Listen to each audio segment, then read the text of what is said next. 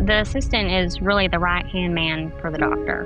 When you're confident, you make less mistakes because you've honed in on your skill set. You're confident your team believes in you and that your doctor trusts that you're going to do what you're supposed to do for your practice and your doctors. The assistants are in the middle of the workflow all day long. They're flipping rooms, they are educating patients, they're in everything. If you're not helping them set up systems, doing each task that they have that will protect them, they're not able to do their job safely for themselves, for the patient, and ultimately, at the end of the day, for the practice. You know, I've always had just one goal for Dental Assistant Nation, and that was to reach as many dental assistants around the world as I possibly could. So thank you for being a part of the community. And I want to make sure that you have hit the subscribe button so that you can not only help us spread the message and we can grow our reach, but also to make sure that you are getting the latest episodes delivered right to you the moment that we drop them. We are all about dental assistant education and empowerment here at Dental Assistant Nation, and we want to make sure that we are reaching as many dental assistants as possible. So thank you in advance, not only for being a part of this community, but for helping us spread the word.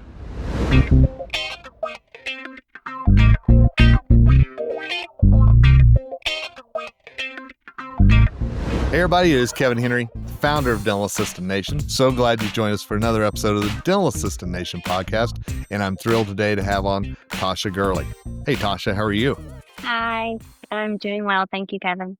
I'm so glad to have you on. I'm so glad to talk about your journey through dental assisting, where it's led you, and some things you want to pass along to other dental assistants. But before we dive into that, just tell our audience a little bit about you if you don't mind. So, Tasha Gurley from Arkansas. I've been in dentistry since the age of 15. I worked for 3 different doctors, different style of practicing. I've done everything from general dentistry to sedation, orthodontics. So everything that there is to offer, I've had a hand in it. Love it. And now I'm an advocate for dental assistants and want to empower them and love training and motivating our dental assistants because they are vital. Amen to that. And that's why I was so excited to have you on the show, because I know you've got that passion. And it comes from, again, you being that dental assistant and working your way through the ranks to where you are now. You're a consultant, you focus on infection control and prevention. You do so many different things to help dental practices. And I'm curious, whenever it comes to the compliance side of things, when did that passion first start for you as a dental assistant that still carries over to today? Well, it actually happened when I first started assisting. I was actually poked by a dirty needle. Oh. It was my first office. I was 18 at the time that this happened and had no understanding of any type of infection control because training wasn't at the top. It wasn't important. It wasn't really pushed. And so I was just doing how they showed how to do everything. And I was poked, cleaned the room, and I was looking for a Band-Aid. And I told my office manager, I said, "Hey, I need a Band-Aid." And she said, "What happened?" I said, "I got poked." She goes, "Oh no, with what?" And I told her a needle. Well, the patient that I had been poked by had hepatitis C, Oh. and there was no follow-up, but my mother is in the medical field, and she knew, and so I did the blood work, did the follow-up. Thank goodness nothing was contracted, but how that was handled was very poorly the standard, nor is it the regulation that is supposed to be put in place. So not knowing that, that's why I want to make sure that assistants are educating themselves and that they are a part of a practice that makes training a priority and does listen to their concerns because that is important. Well, that's quite the origin story right there. And I know you go into dental practices now and help with that training. Do you find a lot of dental practices are where that practice was? Or are we getting better whenever it comes to infection control and knowledge in dentistry? There are some that are. It's kind of if you're in a town where there's some competition, they seem to do a little better. Now, there are some practices that are what we call the dental dinosaurs of kind of doing things the old way and they don't see the importance. And so, yes, I see both, but mostly is the ones that I've never been checked. I don't think I'll be checked. So how do you bring them from dental dinosaurs into this age as a consultant? How do you help bring them along and really help them understand how important this is? Well, just letting them know the risk of most doctors, it's the fines that they're concerned about. But I do share my story of how it could have turned differently. And I've had to work with girls that also got punctured. You know, it happens. We work around many hazards, but we have a system in place. And so just letting them know, do small tasks first. Do those small things and build. Don't overwhelm yourself because then you throw your hands up and you say, I can't do this. But that's why I want them to know there are people in the field that are here to help. When it comes to compliance, how much of that needs to be led by the doctor, or is that something the dental assistant can really push the importance of? Curious for your thoughts. Well, the doctor, of course, is the one that is to take charge of it. But then he needs to delegate and train the assistants, the hygienists. The assistants are in the middle of the workflow all day long. They're flipping rooms, they are educating patients, they're in everything all day long, front, back, doctor. And so if you're not helping them set up systems, doing each task that they have that will protect them, they're not able to do their job safely for themselves and for the patient. And ultimately, at the end of the day, for the practice. So the doctor has to make sure he is providing either consulting, training, CEs, getting them connected with ADS, some source of education. And whenever they see something, hey, they're lacking, they're not properly cleaning their hands the way they should, they're not wearing their PPE like they should. You should have a culture that the doctor leads saying, hey, team members can say, hey, girl, you need to make sure you take your PPE off before you go up to the front, please. And they go, oh, I'm so sorry. I was just in a hurry. Those are those little habits. They don't mean to. We don't mean to do those things. But that's where that doctor has to make sure that culture protects his practice and his staff and his patients. I cannot wait to be a part of the Rocky Mountain Dental Convention in 2026. We're going to be talking about the real state of dental assisting in 2026 in Denver on January 22nd and January 23rd. So I want you to be a part of this because dental assistants, we're going to bring you together in the Mile High City at the Rocky Mountain Dental Convention, and we're going to be talking about the things that are going well in the profession as well as the things that we can improve. It's going to be a great time of learning. I want to see you at the Rocky Mountain Dental Convention in Denver, January 22nd and January 23rd for real talk about the state of dental assisting in 2026. Join me and let's be real with each other.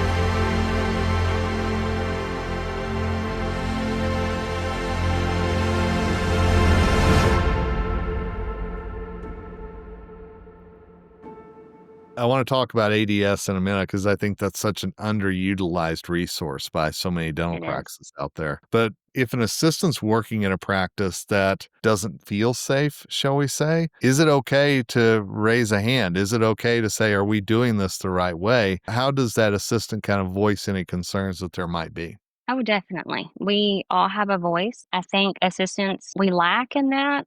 We feel that our voice doesn't matter. But when you're on a team, you're on the team. So when I'm a part of something, you want to be a part of it 100%. They need to know what skill sets you bring. You build on that skill set. So when you have that little voice saying, hey, this doesn't feel right, 9 times out of 10, you're correct. And so go get that information for them. Show them, hey, I looked this up, and that's when I show, wow, they took the initiative to step up, get the source for us, show us how we're doing it wrong. And not only that is they stepped up and told us. So if you're able to do that, you kind of grow on that. You go, wow, okay, that seemed a lot scarier. And when the next time something happens, you kind of grow on that voice. Your voice gets stronger and then you become confident. Because when you're confident, you make less mistakes because you've honed in on your skill set. You're confident your team believes in you and that your doctor trusts that you're going to do what you're supposed to do for your practice and your doctor. So Well, we mentioned ADS, and I want to make sure that our listeners and viewers know ADS is the Association for Dental Safety. You may know it by its previous name of OSAP, but it's such an important infection control and prevention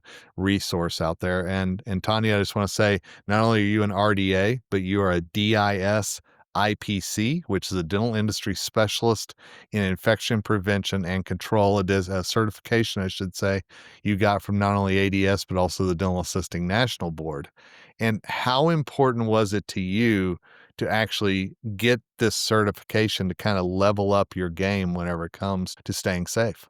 Well, Kevin, I'm a firm believer in education. It's one of those passions that I have because having that title, not only did I have to study, there is a test you take, but you're educating not only for yourself, but to help those around you. And so when you carry that title, it shows people, okay, this person takes their education serious and they want to grow in their field. And so when a dental assistant does that, when it's not required, when you do something that you don't have to do, that shows people that you're serious and Mhm. that it kind of gives you that extra little confidence boost that you like, wow, I did that. What else can I do? How did you discover OSAP and now ADS? I'm curious because I know you're so passionate about it, but when did you first come across it? Actually, I came across it whenever Tia Hunter, Mhm. I reached out to her whenever I was going into this, and she kind of told me the things that she'd done and that what she would do. And she actually met me at the first boot camp and made the process a lot easier. And she's like, I just love it. You're going to love it. And I did. So I go every year now. And I recommend it for dental assistants just to ask your doctor. Say, this is something that I'm interested in. It's something I'm curious about, and see if they'll help you get there. And it doesn't hurt to ask and to try. So, Absolutely. And we're going to put the link to ADS in the show notes. And again, dental assistants want to encourage you. This is something that has so many resources for free that can help you in the dental practice, help keep your patients safe, help keep you safe. It's such an important thing. Tasha, one thing I wanted to ask you was there's been such a buzz in recent years about the infection control coordinator in the practice. Is this something you're seeing dental practices actually have and task their dental assistants with? And is this something dental assistants should pursue to become?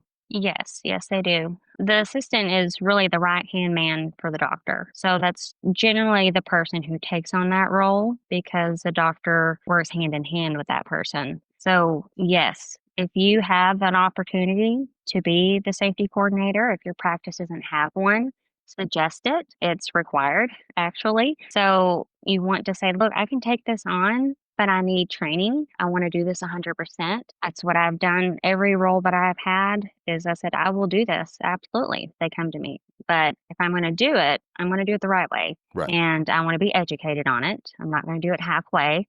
So they know that when they ask me to do something, they know, okay, this is going to be a lot bigger than, but it should be. You should do it the right way. So, yes, for sure. Try to be a safety coordinator. I recommend it. It's gotten me so far. So, Last question for you. We're recording this near the end of 2025. So give me that wish list for 2026 for dental assistants. You seem to have that passion for empowering and educating them like I do. So what would you wish for every dental assistant in 26? to know you have a voice and to use it, and to pick at least three things you want to do better, and to at least pick two things that you want to get more education on. So, meaning outsourcing, like going to ADS or the boot camp. If you want to go to a different dental conference, look around, connect with other dental assistants. That's where you get your tribe. So if you feel like your voice is small, but you feel really passionate about dental assisting, I want to do better, I want to help my practice, sit down with your doctor and make that a priority for 2026. The Chicago Midwinter Meeting. It's one of the biggest meetings in the dental industry every year, and this year is going to be extra special because I'm going to be talking to dental assistants at the meeting, and I can't wait to be a part of it. So dental assistants and dental team members, join me Friday, February 20th, as we talk about harnessing the powers and personalities in the dental practice. Why can't we all just get along? We're going to talk about that. And then Saturday, February 21st, it's going to be extra special because dental assistants, this one's just for you as we talk about battling and beating the demons of dental assisting. So join me at the 2026 Chicago Midwinter Meeting. I can't wait to see you in the Windy City.